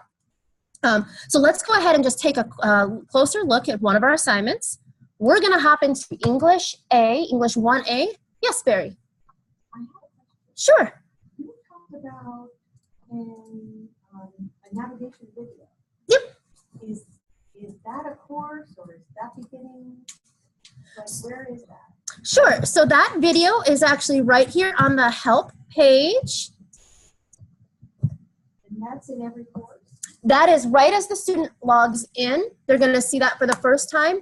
They can choose, if they want to watch it every time they log in, they can choose to watch it every time they log in, but they can also click a button that says, don't show this again. Right, so it's not showing here because they log in. So when they log in their first time of that day, that video will only show up unless they click the box, don't show me this video again. What that video is designed to do is just to familiarize themselves with the platform. It's very short, very quick, but very specific to their need. And again, see it says only show after signing in. So if Tasha were to log out and then log back in, you would see Ian with that video ready to explain just the platform. But I think your question was, is there an introduction to every course possibly? Right. And it's not necessary because every course follows the same format regardless of what subject area. So once you learn English 1, it's going to be the same for biology, for Spanish, everything is the same. So that consistency but it's always available under the help button. That's right. Correct. Okay. That's right. And we do, just to show you when we're looking at each course will have a course overview. Parents love this course overview, myself included. You can go and see exactly what they're going to cover in that course. So along with that video, there's also the course overview. So let's go ahead and jump in. Great question. Thank you. Let's go ahead and jump in. Question. Oh, yes, Holly. Sorry, it's hard to get attention when you're like virtually. I wanted to say to the group, part of our curriculum review is that we only wanted to work with providers that had consistent course structure as well as some type of orientation. Like those were 2 prerequisites to even getting past the first round, because we know how important that is. That's what's best practice for the student. And in order for you to look at these courses, we wanted to make sure that those things were available right off the bat, which is really, it's nice that OdysseyWare has that. Great. Thanks, Holly. So that's what goes back to that student feeling confident in the curriculum. They know that what they see in science and how they interact with the material is the same as what they're going to see in history. They always know what to expect. The same goes with the design of the lessons. The student's always going to open it up and see the objectives very clearly. This is what I'm going to learn. They're also going to see their vocabulary. As we move through the lesson, you're going to see a unique balance of both multimedia and then also text. We understand that there's many types of learners. Some will want to watch a video, others would prefer to read. Others might want to do both. Others may want to go ahead and click on that transcript. This transcript is going to tell us exactly what is said in this video, and then we can click on the video and watch it. In his 1863 book, The Technique of Drama, Gustav Freytag came to the conclusion that... Now, students are in control of these videos. In some other platforms, once they push play, they may not have the chance to just rewind. Oh, I missed that. Let's go back and listen to that again. Or fast forward, or pause and take some notes. Students are in full control of these videos. Just as you see down here with the transcript, it actually has it written out for the student so they can follow along if they choose to. Some are auditory learners, some are visual, some need a little bit of both. Another cool thing about our curriculum, everything that you see, whether it is a transcript or if it is material actually in the lesson, can be highlighted and can be read aloud. There are 6 different voices and fluency of voice that students can have it read aloud back to them. So we're just going to go ahead and take a look and listen. When asked this question, most students respond by giving you a synopsis. So I want you to just quickly take note of, as it's read aloud, that bold word pops out at you. This is great for students, regardless, obviously more for students who struggle a little bit with reading, but they're able to have that read aloud. They can choose different voices, so it may go slower or faster, but they're able to actually hear that and see that. Another cool thing, we have 23 different translation, different languages that can be translated. Great for those ELL students, great for a son like mine who just wants to hear something read aloud in Spanish or Chinese. It is kind of fun, and hopefully you get a chance to try that out. But let's just go ahead. I want to show you this in action as we highlight. And I think I have to cut this quick. So we've highlighted it. I want to see, let's see, someone give me a language they want to have it translated to. Anyone? We have Arabic. Go to Spanish. Okay, here we go. Spanish, if you see, out of the 23, 19 of them are going to have this little microphone next to it. That means that not only can it be translated for you, but it can also be read aloud in that native language. There's our translation. We hit play. Cuando se les hace esta pregunta, la mayoría de los estudiantes responden dándote una señal. All right, so just by show of hands, how many feel that their students could benefit from something like this? You have student, yes or nod of head, fine too. Students that would benefit from being able to see it either translated into a different language or else actually read aloud. Okay, so great. I think I saw most everyone's head shaking there. And the reason I asked that question is we hear on a regular basis from our partners that this is excellent. Both for ELL, but then also for kids that just want a little bit more interaction with their curriculum. All right, so let's keep moving along here. I do want to talk just a little bit more about this toolbar off to the side. We have got our print, we've got our reference, we've got our translation, and then of course the microphone. Reference is so that kids no longer just skim over a word they don't know. They can simply highlight a word, and it'll give them the definition and how it can be used in a sentence. Again, I want to be mindful of time, so I'm going to give just a high-level overview here. The other is these little sticky notes off to the side. This is where students can take notes as they're working through the curriculum, and then they can print those all out. While we're on the curriculum, Yes, the curriculum is great, award-winning, million users every day logging into it. But what makes also OdysseyWare very unique is the teacher support and the team that we have backed up to make sure that we can support those students. So, Stephanie, do you want to talk just a little bit about how we support our students? I'm going to go to one of the messages here that students can share and write their teachers, and then have you just kind of talk to us about how we interact with our teachers. How's that sound? Sounds great. All right. So as a student is working on their questions. Great. So this is one example of the question type that we have. This is called the writer tool. It's really interesting for a couple of reasons. One, write it, obviously. Two, it gives you a lot of feedback about what is available in the course. So you get your grade level. What level are you writing at? What is your readability level? Is this staying on topic? And are you meeting the word count? I know we have, at least on our end, a lot of students that if they're given, a 300-word essay, we're trying to get away by writing a sentence. And we want them to be aware just of paragraph length when they're writing. And, are they writing something that is focused and appropriate? So this is a good piece of tool for feedback. Students get to see the feedback on here as well. Could you go back? Oh, absolutely. You can use any question. I want to show you the Ask for Help tool because this is really useful when writing essays. Students can ask for help specifically on any question. So if they're writing an essay and they get stuck on a paragraph, they can ask for help for a teacher on that topic. So it could be in a multiple choice or it could be about the essay itself. What this does is allows the teacher to automatically pinpoint where that question is from the student. Teachers get a link, it pulls them from that link directly to the question. So there's no back and forth that's needed between the teacher and the student to try to figure out where they are, what they're working on.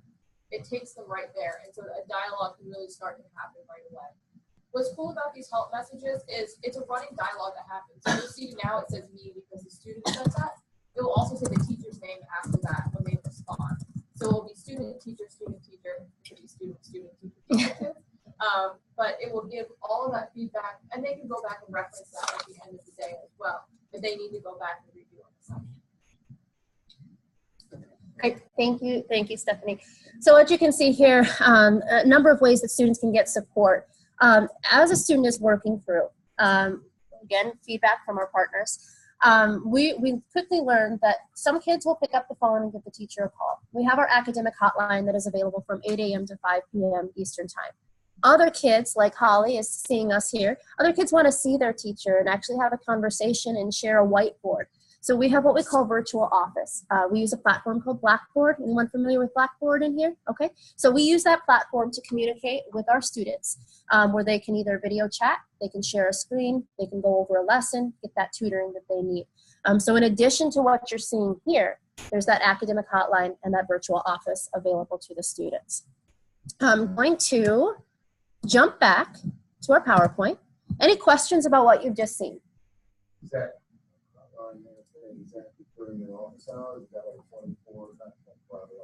That's a great question. There's two different options. Well, three different options. One is we have teachers that have office hours. So the teacher of record that's working with the student, they have office hours twice per week for 2 hours. So what that means is that the student can get in touch with them during their office hours. But we know that they don't always align. So what we came up with is the academic virtual office. And so that's a time for them to get in touch with a teacher in the content area that they need. And that's what Tasha was saying is available from 8 to 5 during the day. So they can log in, say, I need help in math. Can you help me with this question? I'm stuck, I can't move forward. They can link up with the teacher right away. There's also the academic hotline, which is a phone system that they can call into for the same thing. So they can call in for help, get, help with a question and then move on, maybe get a question unlocked. Same hours, 8 a.m. to 5 p.m. I think a key aspect with all our help options is that whether it's a teacher of record or they get someone to the academic hotline, they will be put in touch with a content specialist so that they can help them. Obviously, an English teacher helping with math is the most effective thing. And, oh, yes, question. Correct, Monday through Friday, that's correct. Did you have a question as well? topic, but so the curriculum, your like the Blackboard video, the Whiteboard stuff, the channel list, stuff, is that all high tech? It is. Our curriculum is that HTML5 that you saw right at the beginning. Yes, make sure that the kids can access it from any device. That's the body from, including like the channel stuff, and the Blackboard, the Whiteboard stuff, and all that. There's also an app for a lot of phones as well, so that if you know, they can use that app as well. I've had students complete the coursework on an iPhone or a Samsung Android phone. It's not ideal, but when they're working, they're high school students and they want to have course a lesson on a break or something, I see them do it and they've done well with it. So they do it in a lot of virtual meetings. Great questions. Anything else? All right, so we'll go, Steph kind of alluded to all of this. The one I want to just point out here is the implementation plan. We have schools tell us all the time, you know, yes, we want to move forward, but we're not sure where to start.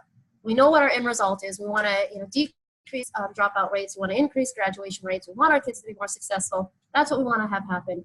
But how do we get there? This implementation plan is the perfect example. We sit down with each and every one of our schools and we work out a unique implementation plan specific to them, sometimes even specific to a group of their students when it comes to weightings or thresholds. If you have a kid that struggles with test anxiety, is it fair to put 40% of the tests as part of his grade, just like you would any other student? Absolutely not. So we're able to go in and adjust that as needed based on the student and or the partnership, which is really exciting. And we love the fact that we're able to look at each partner as a unique partner. And so with that, again, being mindful of time, we're gonna keep moving forward. Please know any questions that you have. I think we'll hang out for a while afterwards. And then you can feel free to hang out or shoot emails or whatever. Perfect. All right, and here's just a few of our teachers. It is important that our students know that it's not just someone on the other end, typing or talking. It's a real person. It's a real person that has a degree in their discipline, highly qualified and certified. 95% of our teachers, as I mentioned earlier, have an advanced degree, a master's or a doctorate. They care about these kids. They come to work, log on, pick up that phone, do that Skyping because they care about these kids and they want them to be successful. I love to share this slide with parents and students because they're able to understand that's not just someone floating out there. It's a real teacher and they're here for me. Do they work remotely or out of your office? So all of our teachers right now are remote.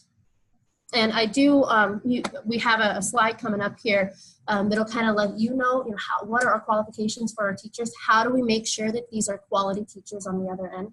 Because there's quite the process that they have to go through, just like you would in a brick and mortar. They have to do the background checks, they have to do all the interviewing and all that. So we'll certainly touch on that here in just a minute. So we talked about our different course types, each of the core and the fact that they have the prescriptive model that goes with them. So each of the core classes could have anywhere from 6 to 8 course options for you. But we also have AP. AP has been huge, not only out here in Pennsylvania, but throughout the country. Our schools, our students, our parents are loving the AP courses we have to offer. The other is CTE. CTE, we know that if a student takes a CTE course in middle school or high school, the chance of them graduating goes up 68% because they're passionate, they're excited, they're doing something they want to do. It brightens their future and it helps them find a tremendous amount of success. Kids love these CTE courses. Here you're going to see we actually have 16 different clusters. We're just kind of giving you a sample here. There are 8 of the different clusters, and you can see how far we really dig down into each one of these clusters. Principles of coding is one that my son has tapped into, and that is one that just throughout the country, kids love principles of coding, the gaming industry, and all that good stuff. But every single one of these courses, they're quality, they're exciting. We can help provide some guidance if your kids want to kind of just test out. We have a career exploration course, and they can kind of get to know where their interests sit. So this is exciting. How many of you have kids that would like some or all of these courses up here? Anyone? Yeah, I want to take half of these courses. Actually, I should sign up. All right. In my free time. So when we look at the CTE courses, this is something out in Pennsylvania. Alan has really been a great driving factor in making sure that we not only have the courses, but we've got to have the teachers to provide those courses as well. So we've staffed up tremendously to make sure that we can provide that Pennsylvania certified teacher for our CTE courses. Alan was a huge driver in that. Alan, I know you also had a lot to do with the PA Chapter 339. Do you mind just kind of sharing a little bit? Recently, the need for career readiness artifacts and help our students there for Chapter 339 and the PIMS implementation. So I've been working with OdysseyWare to glean through their coursework, just their general core classes, as well as looking at the CTE courses so that we can have a pathway to pull their artifacts from their projects and their lessons and their completed work, so that those options are available for the schools to pull out and to digitally save so that they are ready to be uploaded as an artifact for student completion. So that is already going to start that process for this year. We have the 5th, 8th, and 11th grade pathways. We will have 4 pathways beginning for next year. So these courses have been great for our partners to help create clear pathways for students. Some students have used them to further explore and move on to secondary options. Others have used these to eliminate an interest area that they thought they were interested in, but after they used a course that really wasn't an avenue that they wanted to these courses have been very effective. They are rigorous courses. There's a lot of writing and application, and they're project-based. So they are something that you're going to want a very confident learner to begin the exploration of. Because there isn't a lot of modification or change that you can make to those courses of the in-depth application of them. So we follow up on the student that has not yeah. And we want to take these courses. Is there going to be some way to accommodate that student, or is it? Yes, I have several students with IEPs who take these courses, and we do modify word count for the projects. We'll modify the projects sometimes. The projects become a presentation rather than a written project. So we'll make accommodations to fit the needs of the learner. We can do that by working directly with the OdysseyWare teacher and to make sure that that happens. We have an extended services coordinator who will work with us and work with me with my students to accommodate the needs. Lots of different ways we can do that. That's true. Alan, since you're sharing, I know one of the things that we wanted to discuss today was what that partnership looks like and how we build that relationship. And so do you mind just sharing with us a little bit about your experience? Again, we're going on 10 years, but you've helped a lot of schools in your IU get up and going and hit the ground running. So can you just tell us a little bit about your experience? Sure. Well, one of the biggest things we were using another provider, and we have a lot of students, about 25 to 30% come to us who want to have a cyber education experience, but had an IEP or were at risk for getting through high school. They had a 504 plan, needed accommodations. I looked for providers, and OdysseyWare was one that at that point in time had 3 different tier levels of services. And we began to explore what that would look like in meeting those needs students. And over the years, we've developed a really good relationship. We developed an implementation plan, which is really a partner application where each school, including Miami with Lincoln Edge, we've created an implementation plan that's unique to we have 2 subgroups in Lincoln Edge. So one is the regular ed student, one is the special ed or the 504 plan extended services student. Each one has a different set of standards they have to meet, and we continue to create other variations of that as students come in with varying needs on an IEP and want to experience the cyber environment. So we've been able to accommodate that. The team is very amenable to responding to the needs of Pennsylvania when the law changes and we have new initiatives like 339 that come through. I go to them and we create the pathway that then is rolled out to all of the other schools that are involved in the consortium. So I am hands-on with schools, but I also give a lot of kudos to the OdysseyWare team who responds individually to the school's needs, and that keeps me looped in as a consortium lead to make sure that all needs are met. Because if one school develops something that is good for all, then we implement it for all. We don't keep it isolated to that school program. And that's been part of the quality of the partnership and sustaining role that we've had with OdysseyWare. Great. Thank you. And it's IU12 has been a phenomenal partner. And the time that we've spent with Kayla and the folks here, we've really enjoyed getting to know them, and we're looking for a very long-term I partnership. know that Tasha had her children involved in the program. My daughter was a learning support student, graduated from completing 3 years in the Odyssey Method to the Westbrook School District.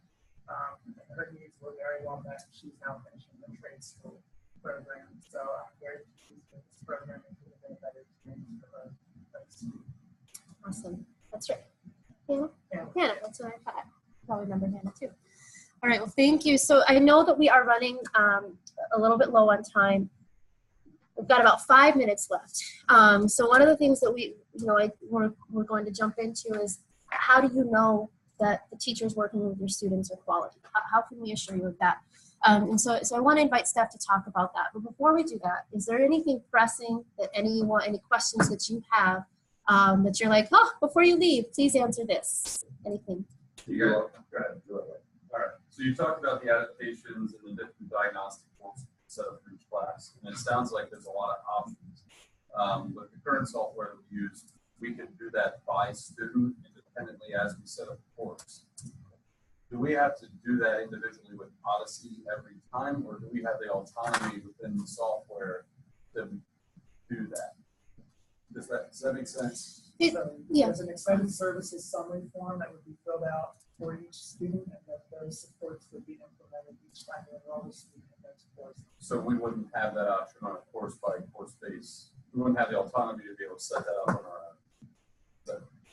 So I think that's something we could certainly discuss further, because I know the OdysseyWare does lend itself to allow you to do that.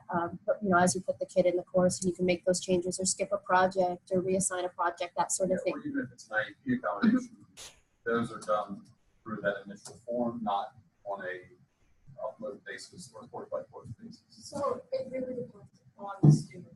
So if you're working through the extended services and you say, I want to do a project production, but I want to be the one predicting when that project production happens, you can do that.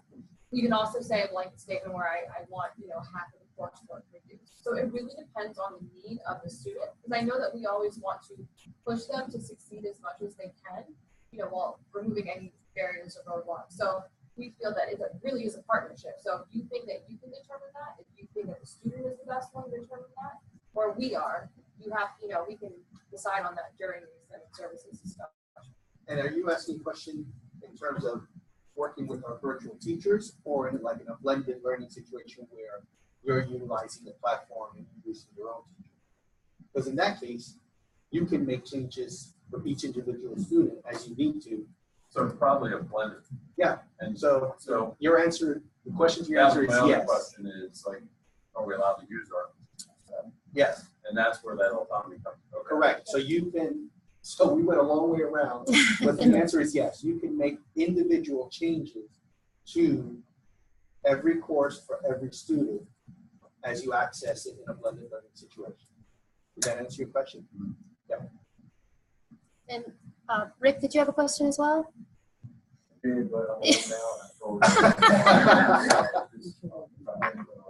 Okay. When you're going down your steps tonight, that's what it was. So, yeah, you can definitely reach out to us.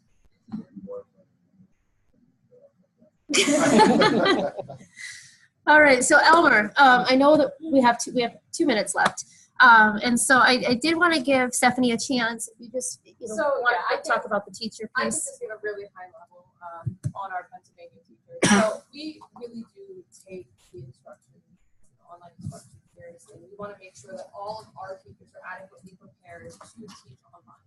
It really is a skill.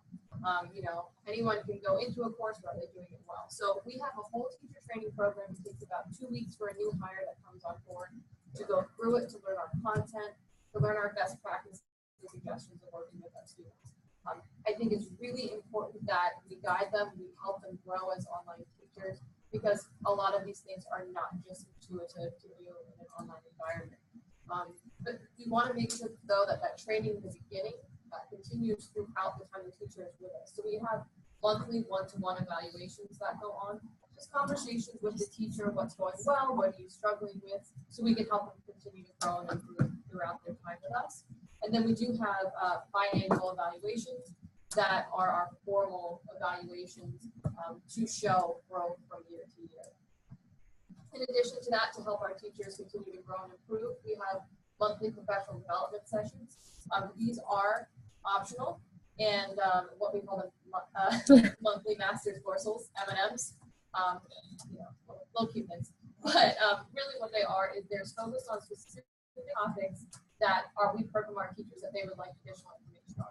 So whether it's using our student information system, whether it's giving, you know, good feedback, whether it's learning more about the extended services and how to apply them in their classrooms, those are some examples of our professional development. Great, thanks, Steph. So I know, Elmer, you want to talk to us a little bit about our social emotional learning platform. I think that the things we want you to really take away today, I know we had a brief time, but just that Odysseyware difference, that 95% renewal, knowing that our customers come back to us year after year, gives us a really great feeling, knowing that we'll work with them, we'll grow with them, and we'll walk right alongside them as they support their students.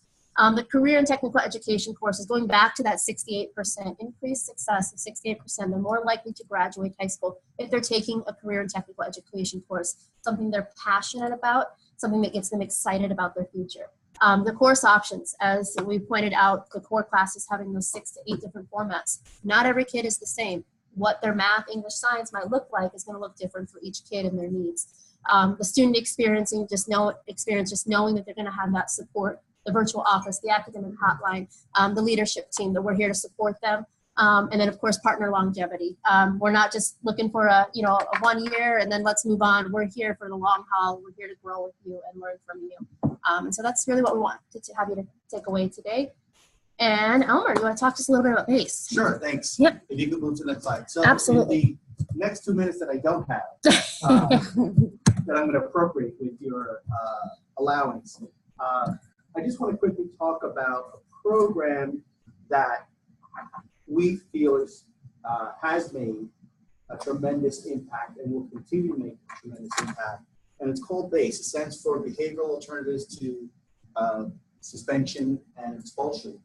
And this is an exclusive partnership that we formed with this organization. In going back to what Barry was saying about the whole learner, we know that we've been very consistent with providing academic supports from special ed all the way to advanced students. But we know that that's just one dimension of the needs that students have. So we were looking into developing our own platform, and we came across this company and were just blown away by the things that they were doing, both in their piloting stage and then actively with students. So in a nutshell, BASE is an online social emotional learning platform for students to take courses that the social worker, guidance counselor, whoever is in charge assigns to the students. But it's also a way to have the student keep in contact with that guidance counselor, let's say, and a quick way for them to be notified. Here are some of the courses. There's over 30 courses for the students. Many of them have been developed in conjunction with like the FBI, DEA, Act on Drugs. There's also an adult version for virtually every course. And that adult course is designed to help that adult have a conversation with that student about that topic. So it's not necessarily geared to the adult to teach them about drugs, but how to have that conversation for or with the student. 3 quick features that we think makes this program outstanding. Progress monitoring, very easy for the adult who's responsible for that student to monitor their progress. The program covers, it's designed in a non-academic way so that the students interface with it in a friendly way, but any response that they have, it captures everything. So if a student wrote something that was potentially dangerous, but then erased it and did not submit that at the end, the program would capture that and then it would transmit that to the adult. And then fireworks, the same thing.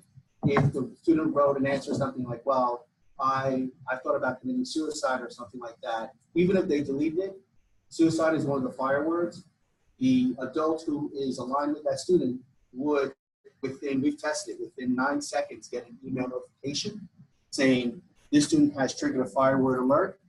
And then that individual, that adult, would log into it gives them a link so they can quickly log into the program. And then it requires the adult to take action and say, okay, I am going to deal with the situation right away, or we've already talked about it. And it requires them to write what the action was. So they can't just click away.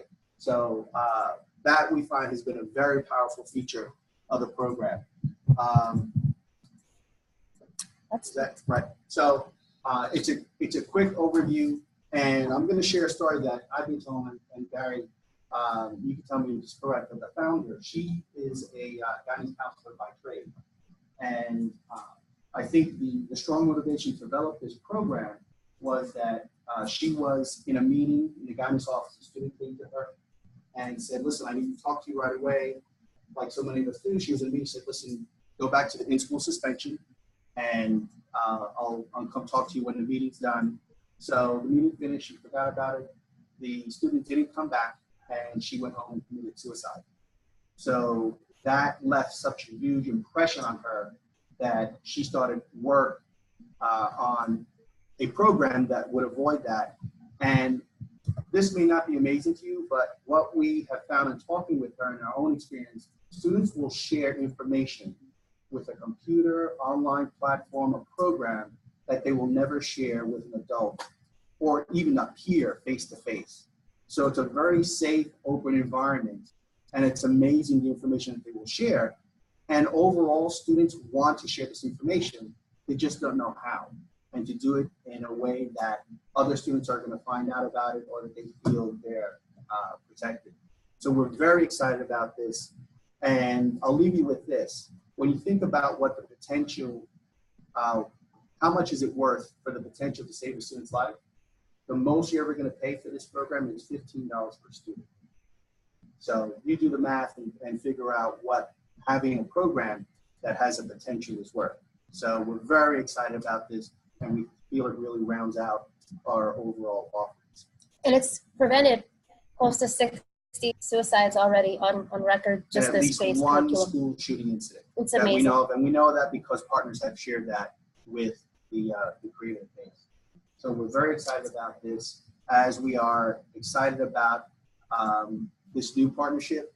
We know this isn't the only opportunity we're going to have to speak with you, so we'd love to be able to reach out to you again, either virtually or in person, to go more in depth if you have questions. And please don't hesitate to reach out to us. We certainly look forward to working with you. Alan? Just 3 applications that I know we are required to address in most of our schools, and that's truancy intervention piece. There's a curriculum piece there. The substance abuse, I know we are required to do something related to opioid abuse education on a yearly basis, as well as addressing for E-rate. A lot of us have qualification and guidelines for legal citizenship. So there are 3 areas there that could apply easily as interventions, as well as other interventions to address the truancy issues that most of our students face. And as I've been talking with districts, one of the things they've been thinking for students who are either in school suspension or out of school suspension, that they would have to complete a certain number of these courses as part of their availability or their permission to come back to school. So, any questions on anything at all? Any comments? Yes, Luke. Just curious, you guys have a demo account or like a sandbox site or something that we would be able to log in? Yes. In fact, we've provided that to Holly, but if we need to do that again, we certainly can. We encourage you to do that, 100%. So I couldn't hear the question. What was it? Demo accounts. So yeah.